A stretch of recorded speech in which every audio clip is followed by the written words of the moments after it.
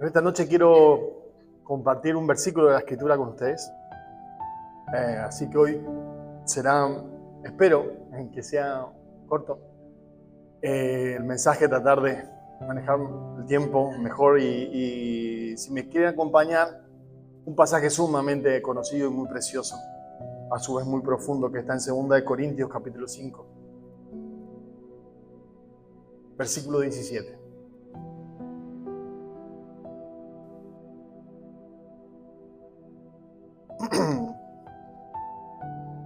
¿Saben? Pablo escribe las cartas a los Corintios. Muchos dicen, los eruditos dicen que Pablo escribió 4 cartas a los Corintios. Corintios es una ciudad, ¿no? Del Imperio Romano. 4 cartas a los Corintios, de los cuales se conservan las que nos quedaron por providencia del Señor. Es la 2ª y la 4ª carta. Son las que nosotros tenemos, que a nosotros nos figuran como 1 Corintios y como 2 Corintios. Y es la que nos llega hasta ahora, donde Pablo, posiblemente una de las cartas donde más claramente se notan los problemas que Pablo está tratando y que claramente son respuestas a cartas que él fue recibiendo y dando respuestas a la problemática que la iglesia estaba viviendo, la iglesia de Corinto estaba viviendo y que tenía mil y un problemas, pero que estaba viviendo. Y una de estas, la 2ª carta especialmente, o la 4ª, si algunos dicen, ¿no? Pablo, una de las cosas que estaba pasando mucho era que el ministerio del apóstol Pablo era sumamente atacado, como diciendo: vos no sos un apóstol de Jesús, vos no fuiste de los 12 o de los 11, no lo conociste personalmente al Señor. Y Pablo, muchas de las cosas que él va a hablar acá, en ningún momento, si el ataque fuese solamente una cuestión personal, yo creo que Pablo ni se hubiera gastado en defenderse, no le hubiera molestado, ni hubiera preocupado de eso. Sin duda, un hombre que era tremendamente orgulloso, pero al final de su ministerio puede llegar a expresar algo así como: yo soy el último de los pecadores. Era un hombre que ya no necesitaba defenderse de nada, porque el Señor había obrado de tal forma en la vida de él que era humilde y no se le preocupaban lo que la gente diga de él, sino su única ocupación era especialmente lo que el Señor piense de su ministerio y de su fidelidad hacia él. Pero vamos a ver que Pablo en este 2 Corintios en muchas partes va a defender su ministerio, pero defendiendo puntualmente, justamente, el Evangelio de la gracia. Defendiendo el Evangelio de la gracia, el Evangelio para los gentiles.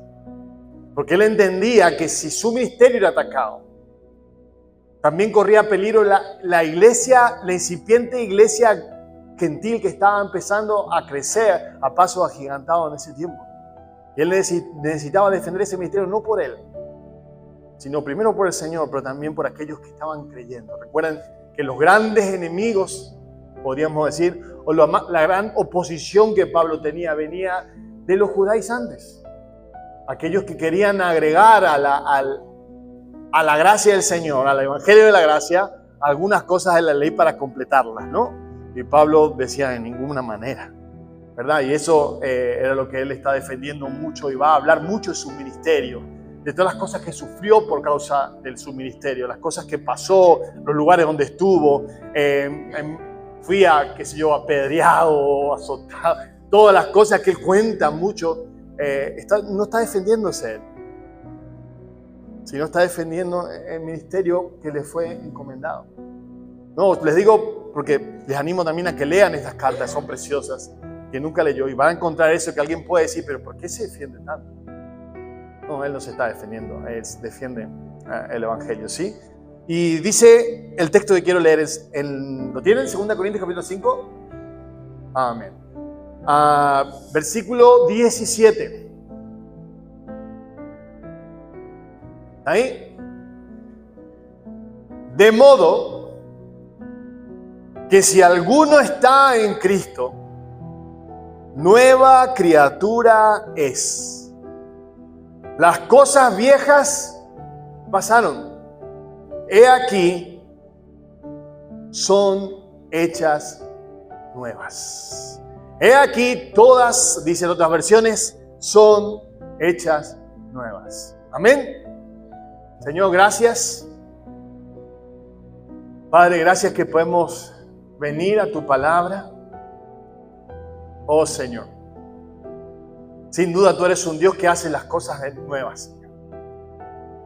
Tú eres el único capaz, Señor, de sanar, de dar vida a lo que está muerto, de dar esperanza a los desahuciados, Señor, de dar fuerza al que no tiene nada. Tú eres el único, Señor, que das paz al atribulado. Tú eres el único, mi Dios, que vela por lo que no tienen quien les guarde. Tú eres el único, mi Dios, que puede transformar una vida de tal forma que puedes hacer completamente nuevo a aquel que viene a ti. Padre, te alabamos y te bendecimos por ello, Señor. Y yo pido, Señor, que este milagro, el más maravilloso de todos los milagros, de hacer nuevas todas las cosas, de hacer nuevas nuestras vidas, vuelva otra vez a actuar en medio nuestro en esta noche. Y que puedas volver, Señor, a susurrar tu palabra. El susurro de tu Espíritu vuelva a moverse en medio nuestro, Señor. Y puedas volver a hacer nuevos corazones. Puedas traer nuevas esperanzas. Puedas traer nuevas fuerzas en esta noche. En el nombre de Jesús, y puedas sobre todas las cosas, Señor, traer nueva vida a los que están muertos en delito y pecado. Padre, te pedimos, Señor, confiando en ti, Señor, mi Dios, sabiendo que tu palabra es poderosa, mi Dios, para derribar toda potestad, Señor, para derribar toda muralla que se levante contra tu conocimiento y traer libertad, Señor, a los cautivos y dar vista a los ciegos. Y que permitas escuchar a los que están sordos, Señor, el mensaje de salvación y de tu palabra. Te pedimos esto, mi Dios, confiando en ti. En el nombre de Jesús. Amén. Amén. La verdad que... Perdón si voy a toser de vez en cuando, pero no me hagan caso. Este texto ¿lo leyeron? Lo leemos de vuelta, vale la pena y lo vamos a leer varias veces. Total es cortito, no pasa nada. ¿Sí? De modo que si alguno está en Cristo, un condicional, si alguno está en Cristo, nueva criatura es. Las cosas viejas pasaron. He aquí, hay un aquí, todo hecho nuevo. Wow, habla, primero, encontramos que vemos un claro condicional. Encontramos que ahí encontramos los 3 tiempos. Pasado, presente, pero también encontramos futuro. Y una de las declaraciones más hermosas que el apóstol Pablo lo dice y que trae mucha esperanza. Es verdad que también a veces este pasaje lo tomamos para lo que nos gusta más, ¿no? Es una hermosa promesa del Señor. Y la solemos tomar para las cosas que más nos gustan, sobre todo cuando tenemos que olvidarnos los errores de nuestro pasado y cosas, y eso es cierto. Sí, ahora vamos a ver todo eso. Pero yo lo que quiero en esta noche con ustedes es un poquito ir más al significado, o por lo menos uno de los significados de este pasaje, y lo que nos está hablando puntualmente, vamos a ver ahora es sobre el nuevo nacimiento y la conversión. Pero lo primero que nos deja ver este pasaje, y que toda la Escritura nos dice claramente, en todo tiempo, es que constantemente nos menciona, dice, de modo que si alguno está en Cristo, es decir, acá claramente podemos ver, están aquellos que están en Cristo Pero por consiguiente, que aunque tácitamente y no nos dice directamente quiénes están, aparte de los que están en Cristo, los que no están. Gracias. Hay dos tipos de personas, y la Biblia lo deja claro muchas veces en este mundo. Tenemos la oveja perdida y tenemos la oveja que es encontrada por el pastor.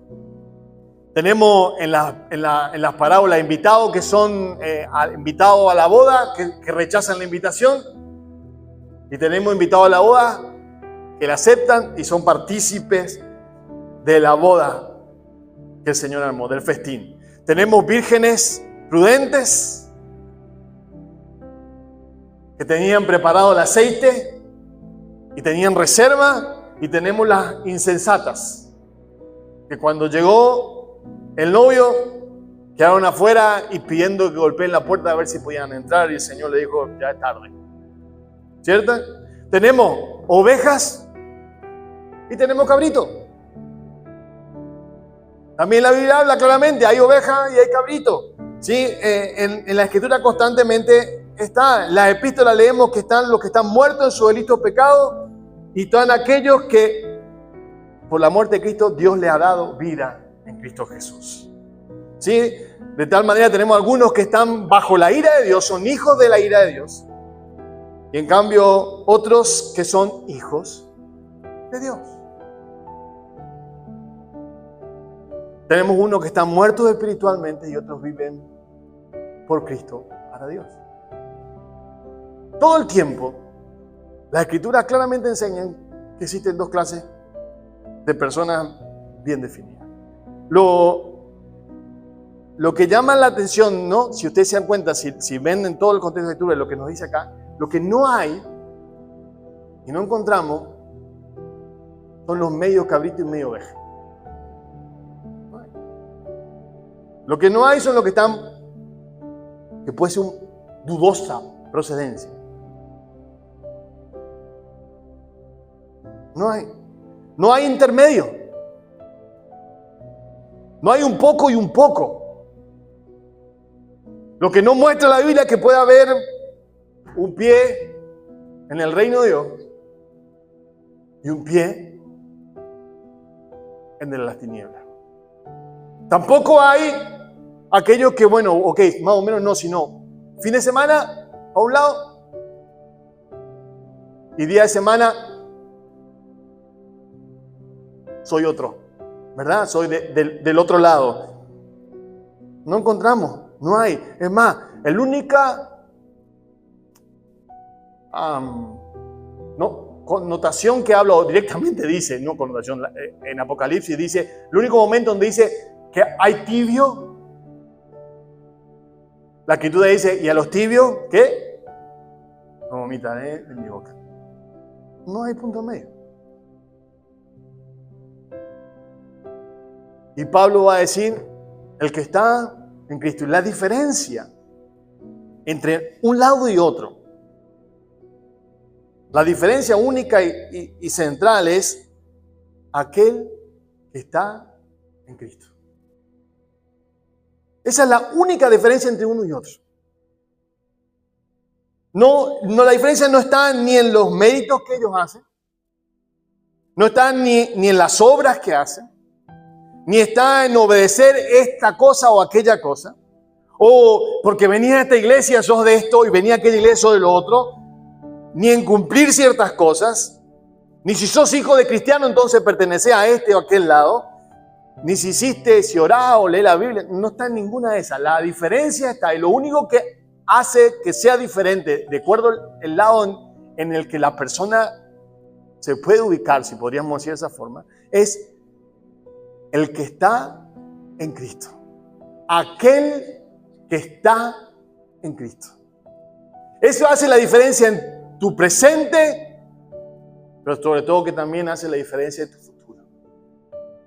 Y sin duda hace la diferencia con respecto a cuánto afecta tu pasado en tu propia vida.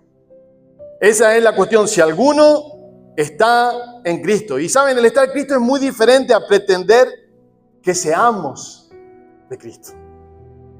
A veces los que declaran ser de Cristo son más parecidos a los de la iglesia justamente de 1 Corintios, que decían, yo soy de Pablo, yo soy de Apolo, y otros decían, yo soy de Cristo. Pero estar en Cristo es una cosa completamente diferente. Es mucho más que decir, yo soy cristiano. Es más que decir, yo soy evangélico. O decir, yo voy a la iglesia tal o esto o aquello. Mi querido, están en Cristo. Es solamente por la pura gracia de Dios. Estar en Cristo. Que algunos de nosotros podemos estar en Cristo. Es el milagro más grande que nos puede haber sucedido.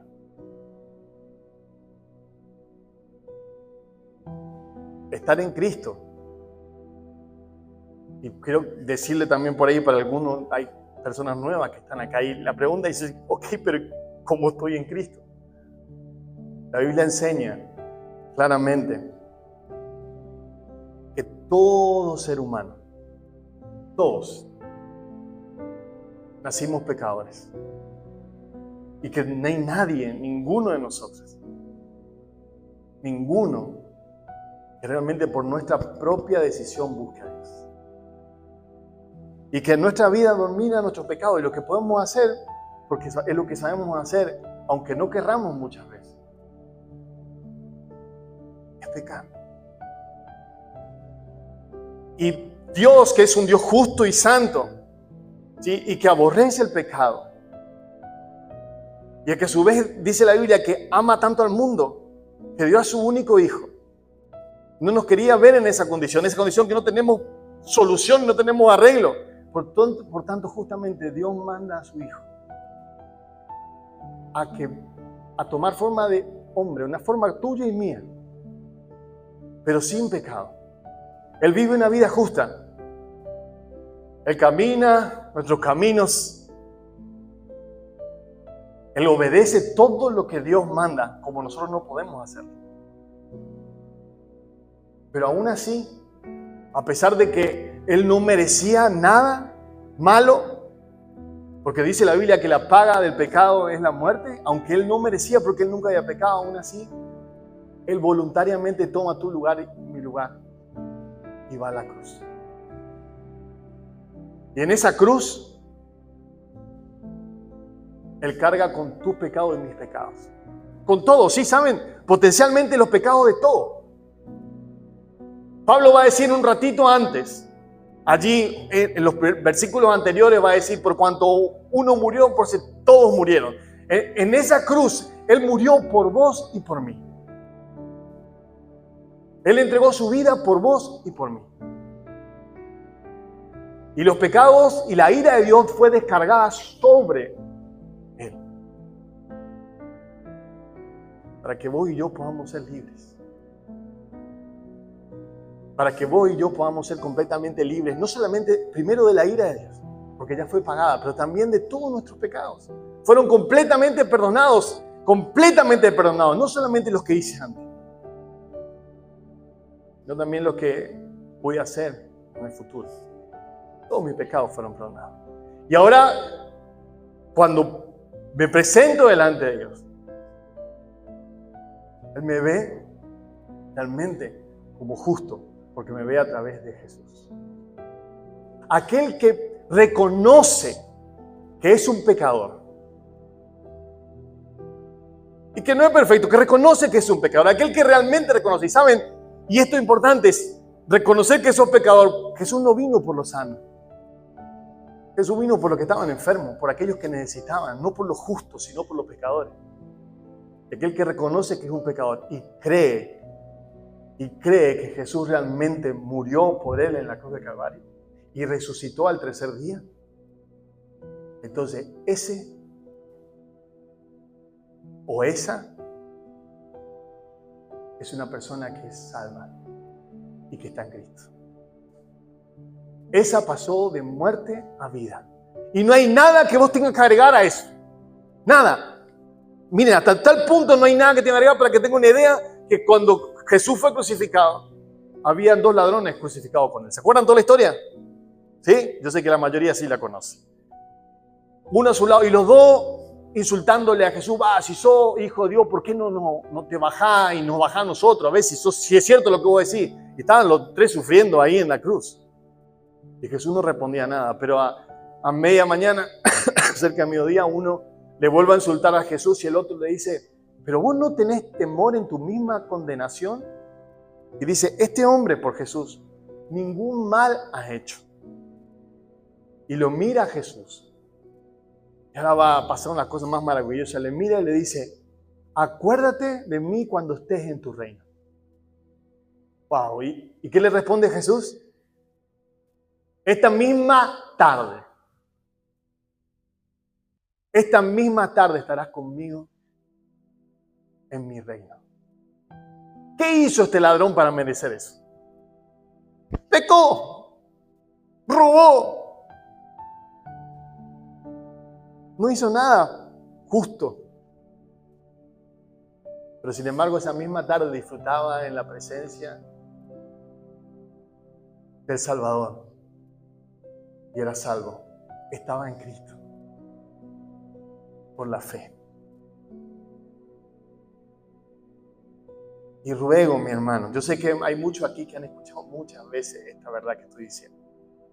Y posiblemente alguna vez la he dicho de mejor forma. Y de forma más clara. Pero no importa si claro o no claro. Yo ruego al Señor que Él pueda obrar en tu corazón una vez. Y puedas creer con todo tu corazón que esto es una verdad. Y puedas abrazar esta fe verdadera y genuina.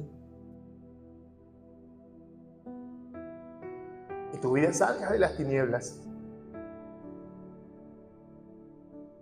Y pase a ser parte del reino de la luz del Señor.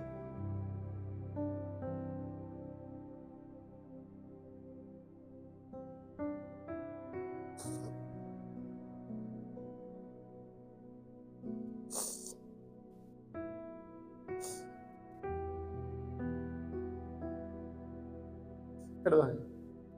Saben que no suelo ser así.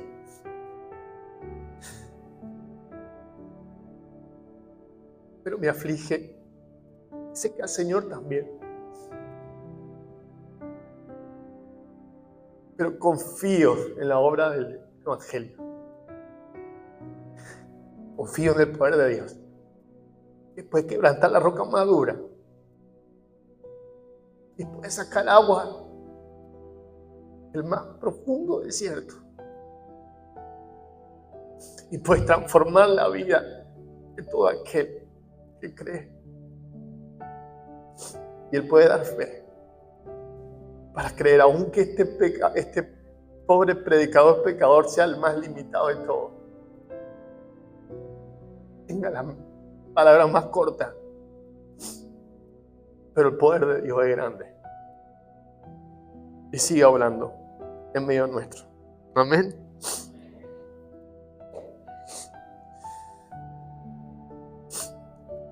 Esto es ser realmente estar en Cristo. Es esta verdad. Es esta realidad.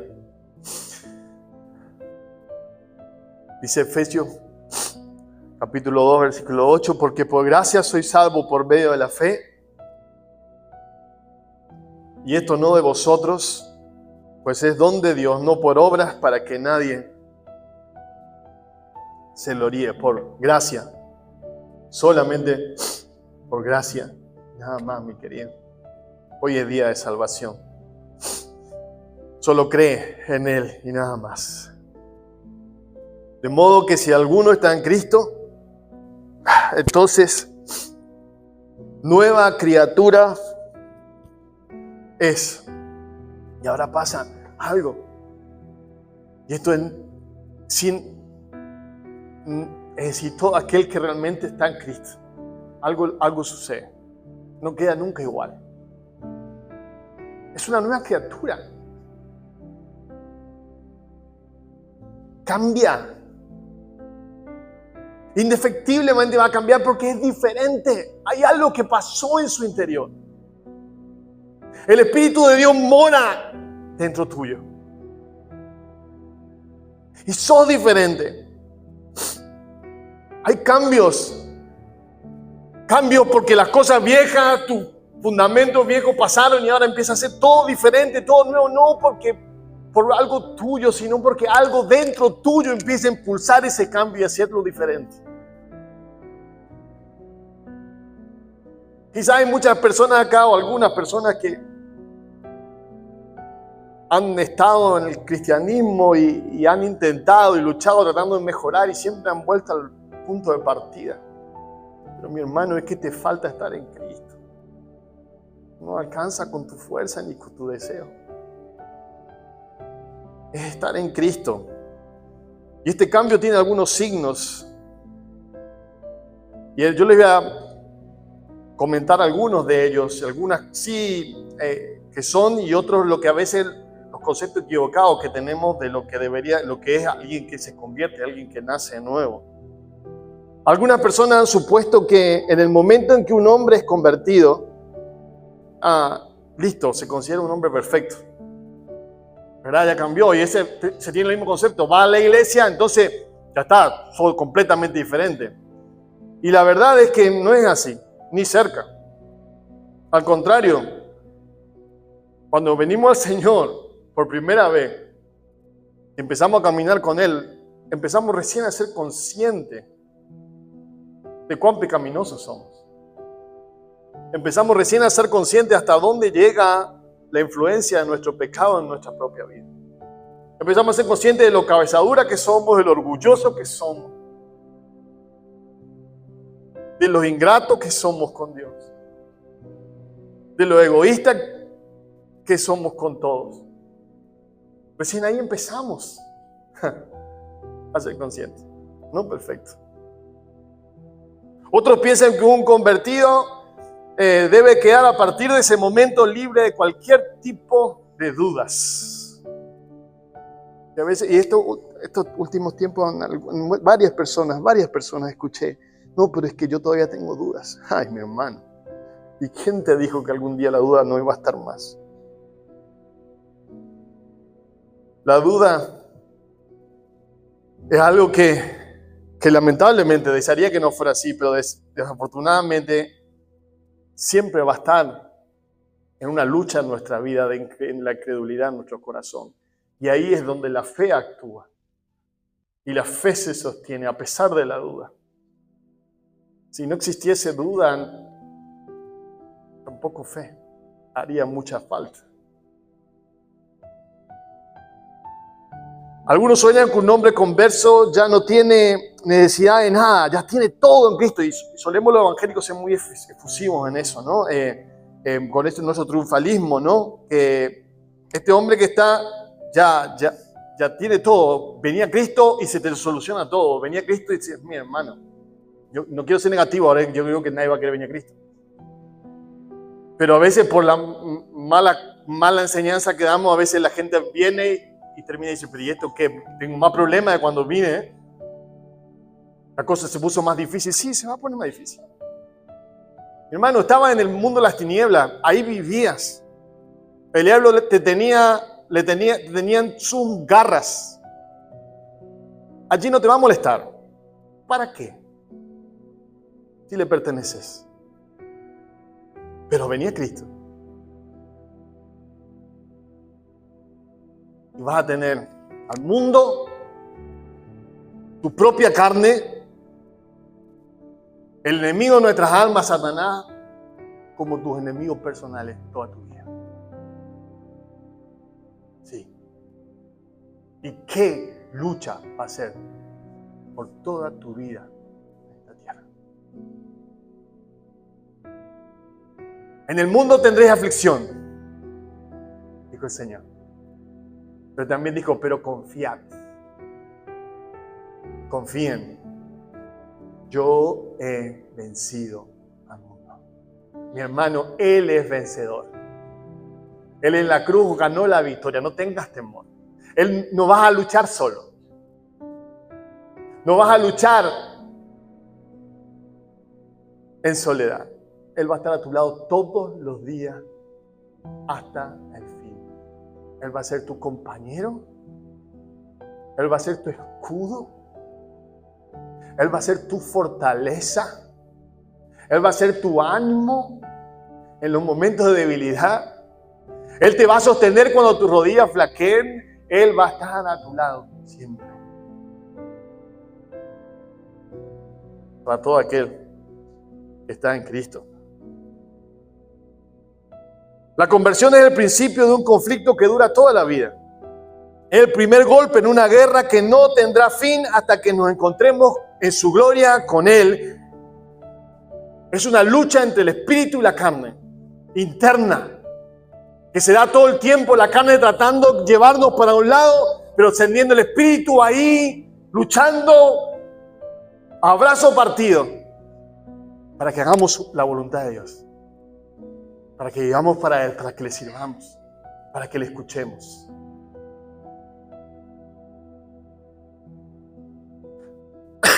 Sí, es cierto. Y esto es importante en cada caso de conversión, en venir a Cristo. Y esto es importante para que no se confundan.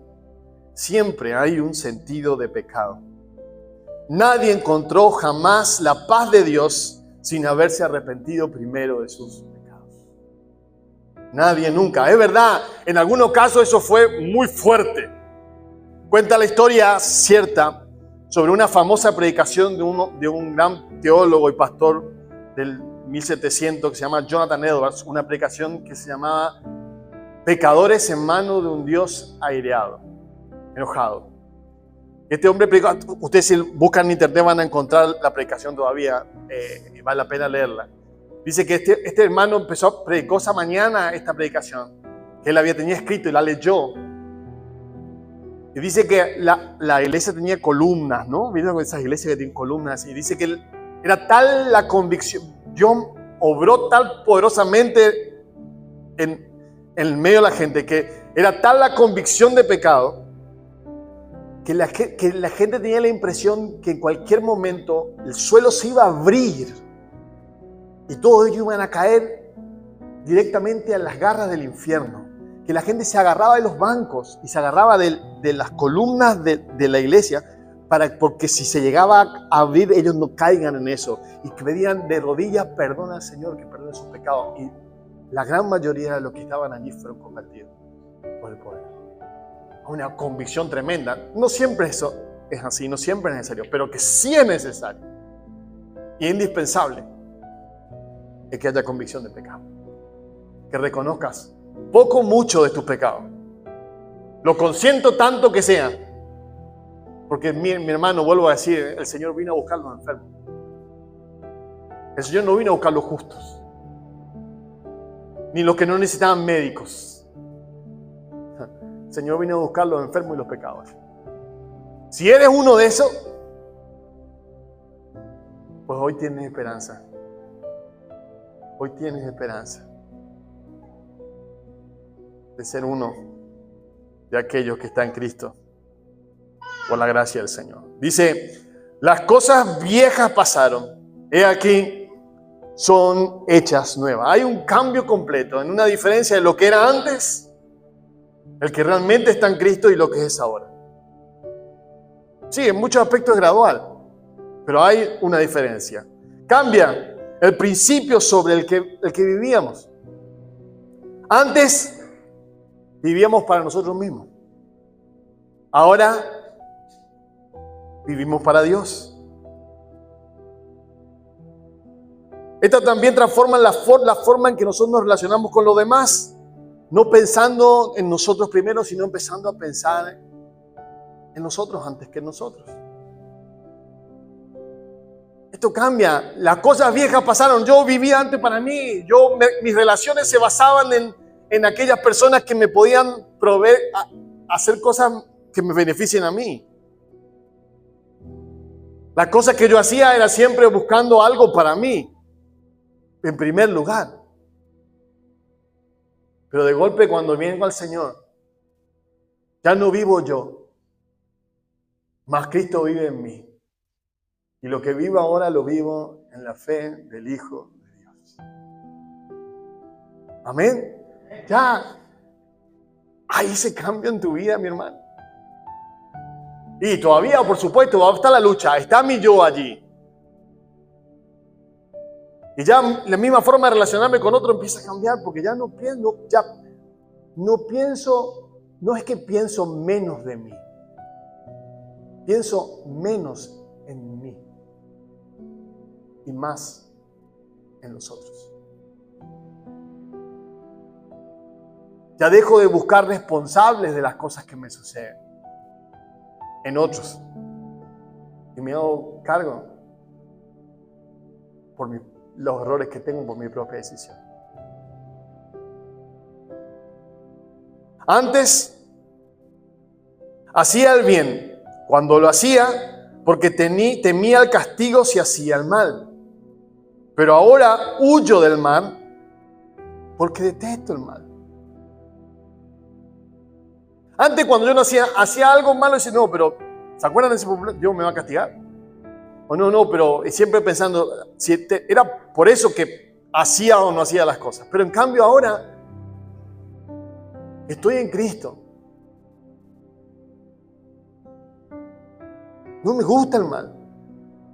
Y aunque mi carne a veces tira hacia ese lado y quiere seducirme para ese lado, aún en mi corazón detesto lo orgulloso que soy. Detesto cuando estoy buscando mis propios deseos antes que los de otros. Detesto eso. ¿Saben por qué detesto el pecado? Porque sé lo que el pecado le hizo a mi Señor.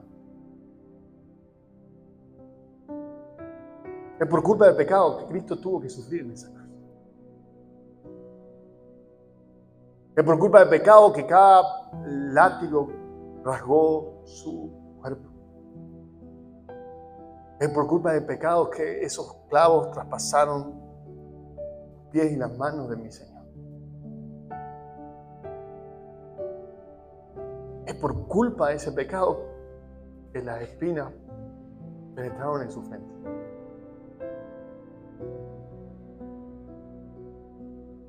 A mí no me puede, ya no me da lo mismo.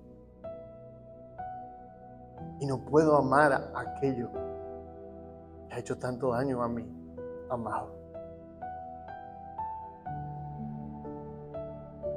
Cuando te he tentado, mira el pecado con estos lentes. Mira la cruz.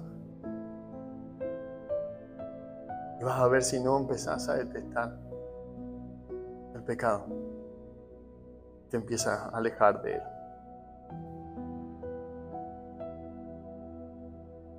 Antes hacía el bien porque esperaba merecer el cielo, pero ahora estoy libre de ese motivo egoísta.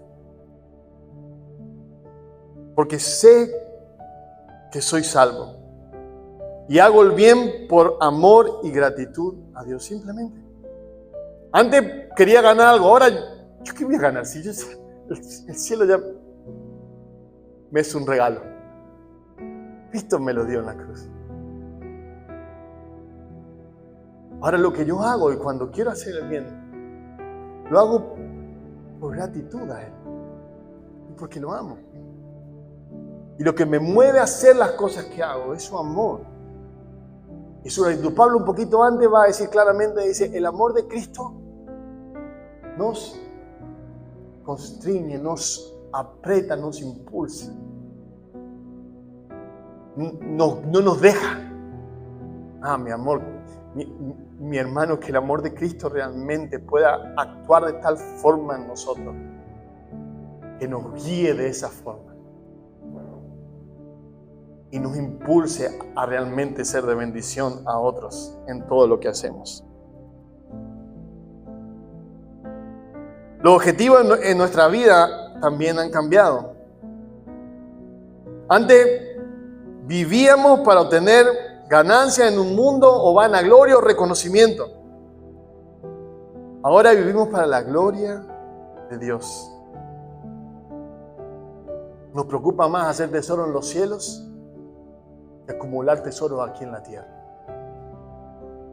Y sabe, yo todo esto que estoy compartiendo con ustedes, quisiera que en el proceso cada uno pueda ir analizando cómo es nuestra vida respecto a esto. ¿Dónde está tu corazón en todo esto? ¿Cómo vemos a los otros ha cambiado? ¿Lo vemos como pecadores por quienes Cristo murió? Ya no lo vemos como en el negocio, mi cliente, en el trabajo, mi compañero de trabajo, en la escuela, mi compañero de escuela. Estamos en Cristo. Ese es alguien por quien también Cristo murió. No es mi enemigo. No, puede ser mi amigo, pero es más mi amigo. Es alguien por quien Cristo murió. Y yo quiero compartirle de mi Salvador. Compartir de su salvación también. Él necesita de Cristo. Él necesita, claro. También al estar en Cristo veo a los que sí están en Cristo. No como gente que viene a mi iglesia. No como mi hermano, mi hermana. Ellos son mi familia. Ellos fueron comprados por la sangre de Jesús. Somos hijos de un mismo Padre. Tenemos la misma genética espiritual. Son mis hermanos. ¿Cómo nos vemos a nosotros mismos? Cambia cuando estamos en Cristo. Aquel que se creía mucho y era orgulloso de sus posesiones, de su cultura, de sus logros, hoy cuando viene a Cristo se da cuenta y cada vez se ve más como un pobre pecador, arrepentido y comprado por la sangre de Jesús. Humilde siervo, que no es más que nadie, sino alguien simplemente que la gracia del Señor lo salvó. En cambio, aquellos que vienen a Cristo de antes de conocer a Cristo, que no sentían que no servían para nada, que nadie les valoraba, que nadie les apreciaba, que no tenían valor para nadie. Aquí, cuando viene a Cristo, descienden los más amados del universo. Porque de tal manera me amó el Señor que dio, el Dios Padre que dio a su Hijo. Jesús murió por mí en la cruz. Y Él me ama y me cuida y me valora y me guarda. Soy amado de mi Padre. Aún cuando estamos en Cristo, nuestros deseos, mis queridos, van cambiando. Antes buscábamos los deseos de este mundo, las cosas que el mundo nos da. En cambio, ahora de golpe empezamos a cambiar y nuestros mayores anhelos y deseos tienen que ver con las cosas de Dios y no con las de este mundo.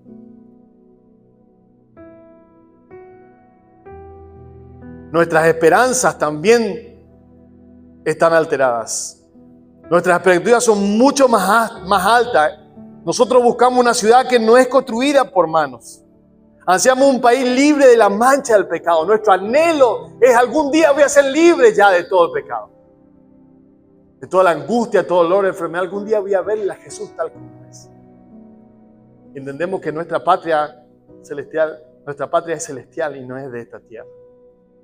Estamos más allá. Como dijo alguna vez alguien, un convertido, uno que estaba en Cristo, dijo, o el mundo ha cambiado o yo he cambiado. Porque todo para mí ahora es diferente. ¿Es así en tu propia vida?